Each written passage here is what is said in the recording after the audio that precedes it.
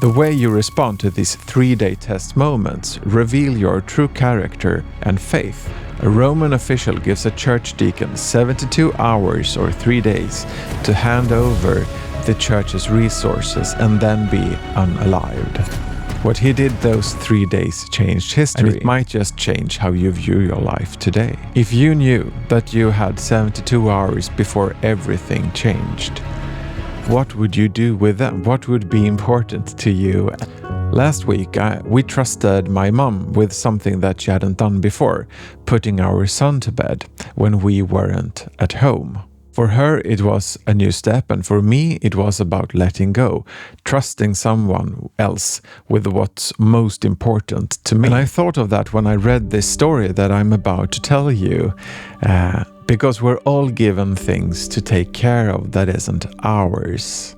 And the question is, what do we do when no one is watching us? The year is 258. Emperor Valerian decrees a persecution on the Christians. Specifically, he wants the bishops, the priests, and the deacons to be unalived immediately.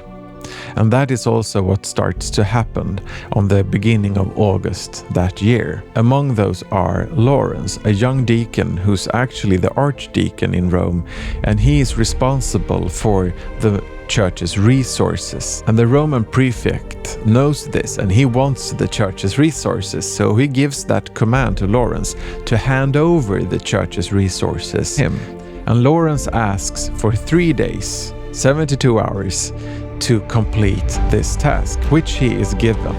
And during these 3 days, Lawrence is not trying to flee, he's not trying to bribe, and he's not leaving his Christian faith to try to persuade the authorities to let him live, which I think most of us perhaps would do. We would try to flee, we would try to find a way to get around this. To understand why Lawrence does what he does, I think we need to think about what's in his heart, and perhaps this Bible text is something that gives him clarity. In Luke chapter 12, from verse 42 to 48, Jesus gives a short parable that I think can be clarifying. The Lord answered, "Who then is the faithful and wise manager whom the master puts in charge of his servants to give them their food allowance at the proper time?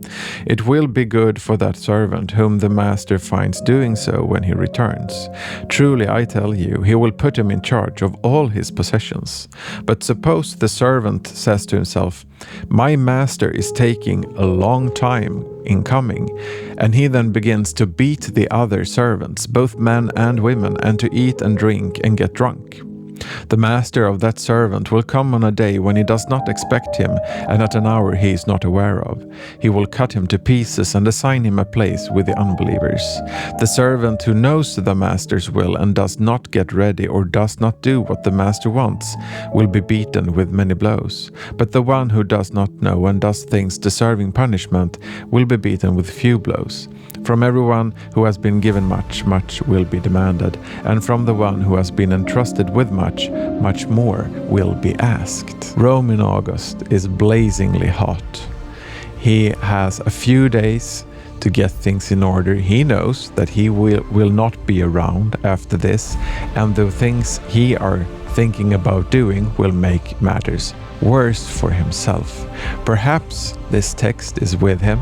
He's reflecting upon it and praying upon it and thinking about his own role as a servant of the Lord.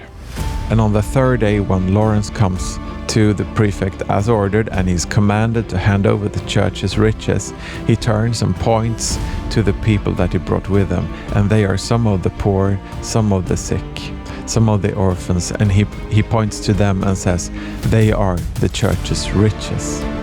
As you can imagine, the prefect is quite surprised, and then he becomes very, very angry, and he has Lawrence unalived.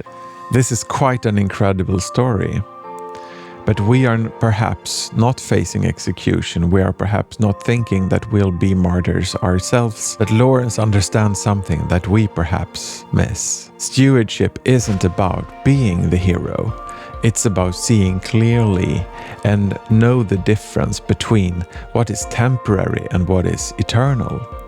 Lawrence saw these 72 hours not as something to spend with as much pleasure as possible for himself, because he knew who his real master was, and he wanted to use that time in the best way possible. None of it was his, as we can see in our own lives, that nothing is ours either. It's all alone. It's all something that we get to take care of and to give back to others and to God himself. So what does this look like for us? Well, let's get specific. 1. You're a parent. Your children aren't your property. They're entrusted to you. Every bedtime story, every patient correction, every I love you, that's stewardship. 2. You have influence at work. That position isn't just for your benefit. How you treat the intern, how you handle company resources, whether you speak up for what's right, that's stewardship. 3. You have a friend going through depression or a hard time. Your ability to listen, your time, your presence, that's not random. That's entrustment, and that's stewardship of God's resources. The question isn't, am I a steward?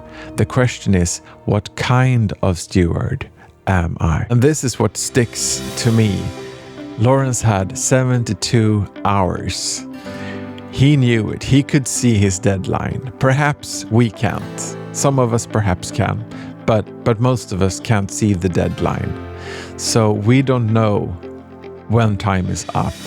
And that may be a reason why we sometimes live in a way that we don't really want to. What if we lived like Lawrence? Not waiting for a crisis, but choosing now, today, to be faithful with what we've been given. Look, I know we all fail at this. I do too. We consume instead of contribute.